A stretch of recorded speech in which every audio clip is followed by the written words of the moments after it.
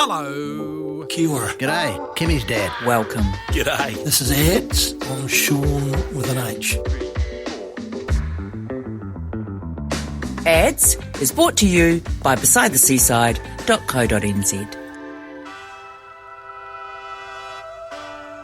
G'day.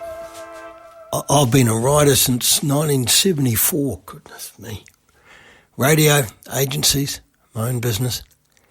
Worked with lots of people, had lots of fun, and made some pretty good ads along the way. And I thought during COVID 2020, whenever you're listening to this, I thought in COVID 2020, I might start to do a little podcast. So I've been working on this for a while, and, this is the first one. It's all about ads, about stories about ads, about, award-winning ones, funny ones, sort of successful campaigns.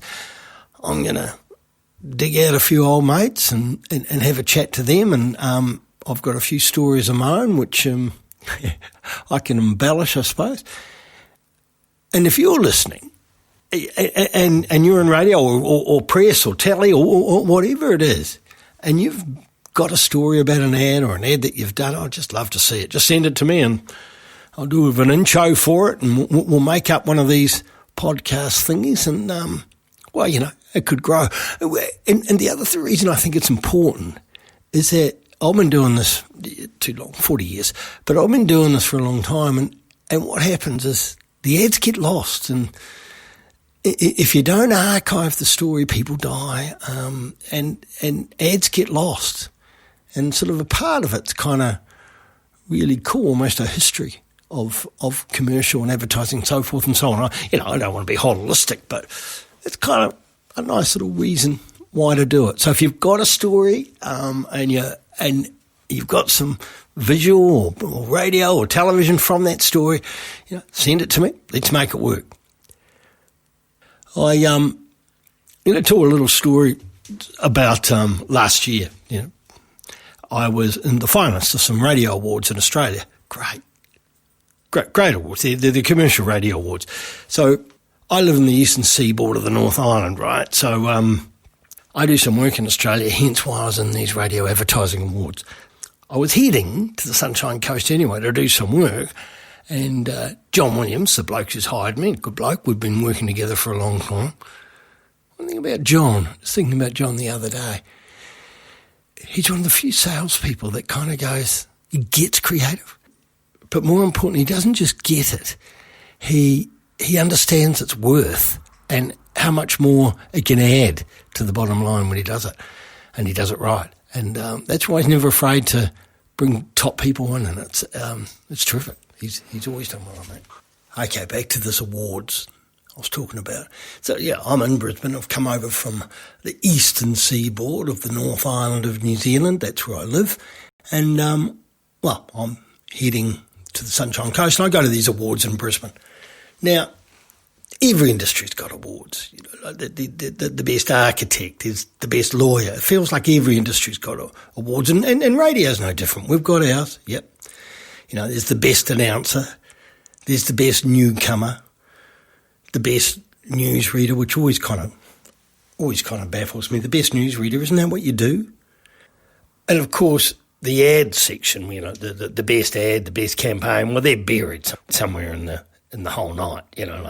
No one actually likes the ads, so they don't really want to acknowledge the ads, but the ads pay the bills, so they're buried. They're buried somewhere, and you slipped in between the best station and the best program director, or the best station manager, and in there are the ads, which actually make the money. But anyway, ads. I've been to a few of these awards, they're always pretty good value. I mean, the bride gets excited because she can put on a frock. I get myself into a suit, a bit of a bow tie. I spec myself up, polish the shoes. It's always unusual. And then you a parade in front of the cameras at the front. You've got high hopes and everything's going well. Then you don't win.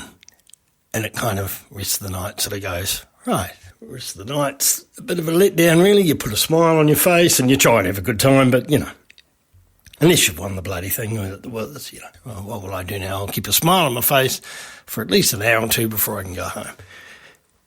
Well, anyway, that's exactly what happened. And, so I was in the finals for this ad, the ad that didn't win. But anyway, and how did I get there? Well, I was up having meetings on the Sunshine Coast with a company called Minyama News. They're a newsagent, and an Indian fella owned them. Came into the meeting. It was 3:00 in the afternoon. I'd had about 6 meetings beforehand, and I was a bit buggered. And I wasn't getting a lot out of this bloke. I got to tell you, this guy wasn't giving me much. He was an Indian fella, and all he wanted to do was say, "Would you just like him to be advertising our tobacco and our cigarettes?" Sorry about the accent. I said to him, "Well, you can't do that, mate. You haven't been able to do that for 20 years. We can't go anywhere near there. In today's world, you can't advertise. Can't go there." And so, I start talking about his magazines, and not much you can talk about magazines, and start to talk about, maybe the books he had there, but 70% of his business was cigarettes, tobacco, vapours. That's when he wanted to advertise, and of course we couldn't go there. So I'm 3/4 of an hour into this meeting, and I'm running out of time. And I remember saying, "What about your car park? Have you got car parks? What's happening with your car parks?" He says, "We've got very good parking." I thought, all right, 5 car parks. I said, "That's a lot." I said, "Yeah, well, very good. Very good for a newsagent. 5 car parks." I went, "Right, okay." All right. So I decided to create an ad, or more or less a whole campaign, about his car parks, because I couldn't talk about anything else. I'm not going to talk about his magazine, I'm not going to talk about his books, and certainly can't go anywhere near his fags, or his tobacco, or his cigars. Couldn't go anywhere near. So, Minyama News, the newsagent with really good parking. Bet you didn't know Minyama News has 5 car parks. Pretty important when you're a newsagent how many car parks you have, They've got 5. Customers often comment, "Wow, 5 car parks." People are in and out of newsagents quickly, buying things like lotto, papers, mags, lollies, matches. And knowing that Minyama News has 5 car parks is important. Minyama News and Signal 7 Day Centre, Nicklin Way. The newsagent with really good parking. This is Chris, the vampire. Chris works for Minyama News. Very few people see Chris. He works at night delivering all the newspapers, making sure that Minyama News is ready to open at 5:30. Chris, a word. Oh, he's gone.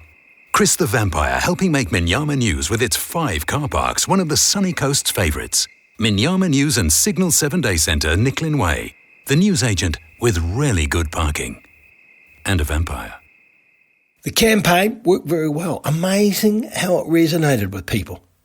People thinking about needing to stop magazines, fags, whatever they were thinking of buying. Oh, that's right, I always get a park there. So the campaign worked very well.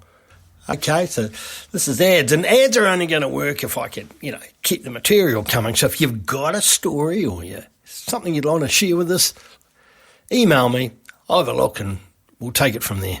Now, watch out for next week. I've got Jeff from Adelaide. He's a good mate of mine.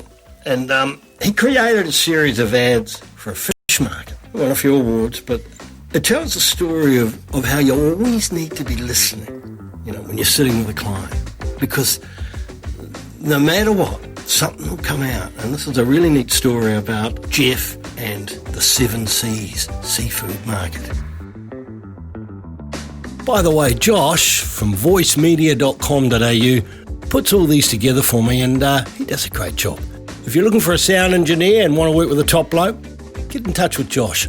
He's at voicemedia.com.au. Ads is brought to you by besidetheseaside.co.nz.